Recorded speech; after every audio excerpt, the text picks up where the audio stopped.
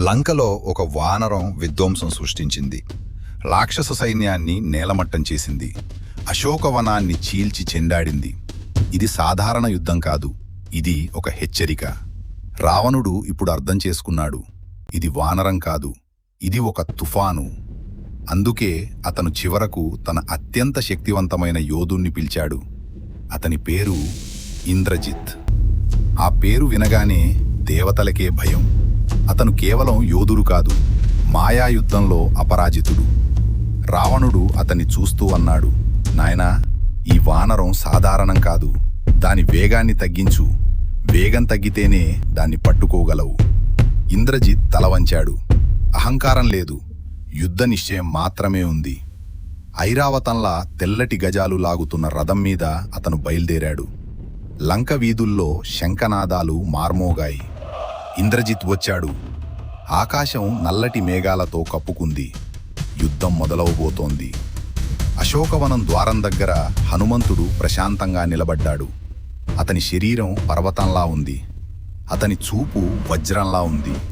అతని హృదయంలో ఒక్క మాటే, రామ. దూరంగా రథగర్జన వినిపించింది. భూమి కంపించింది.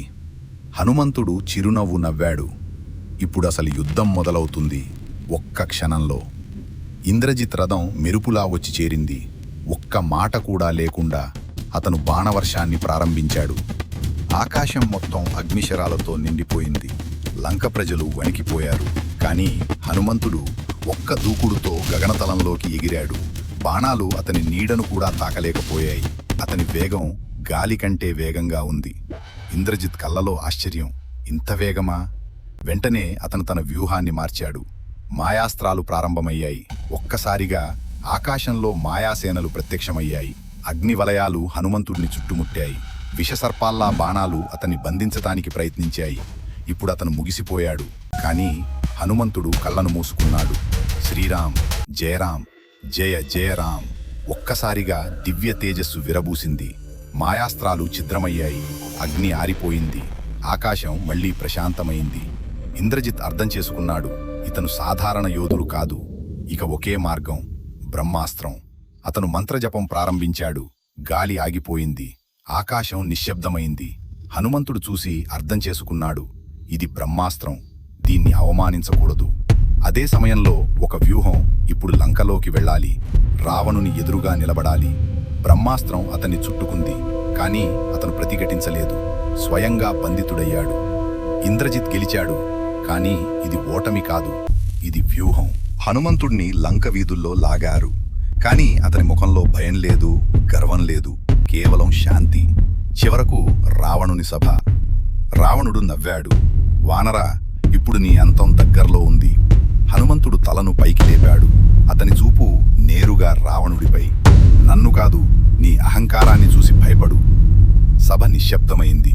సీతమ్మను గౌరవంగా అప్పగించు, లేకపోతే రామబాణాలు లంకను భస్మం చేస్తాయి. రాక్షసులు కూడా వణికిపోయారు. రావణుడు గర్జించాడు, ఇతని వాలుకు నిప్పంటించండి. రాక్షసులు నవ్వుతూ వాలుకు నిప్పంటించారు. అదే వారి అతిపెద్ద పొరపాటు. ఒక్కసారిగా హనుమంతుడు తన రూపాన్ని విస్తరించాడు. బంధనాలు తెంచుకున్నాడు. మండుతున్న వాలుతో లంక వీధుల్లో దూసుకెళ్లాడు. రాజభవనాలు దగ్ధమయ్యాయి. గోపురాలు కూలిపోయాయి. అగ్ని ఆకాశాన్ని తాకింది. రాక్షసులు పరుగులు తీశారు. లంక మొత్తం అగ్నిజ్వాలల్లో మునిగిపోయింది. హనుమంతుడు ఆగాడు. అశోకవనం వైపు చూశాడు. అమ్మా, రాముడు వస్తున్నాడు. తర్వాత ఆకాశంలోకి ఎగిరి గర్జించాడు, జై శ్రీరామ్. అది ముగింపు కాదు, అది ప్రారంభం. రామాయణ యుద్ధానికి ప్రారంభం.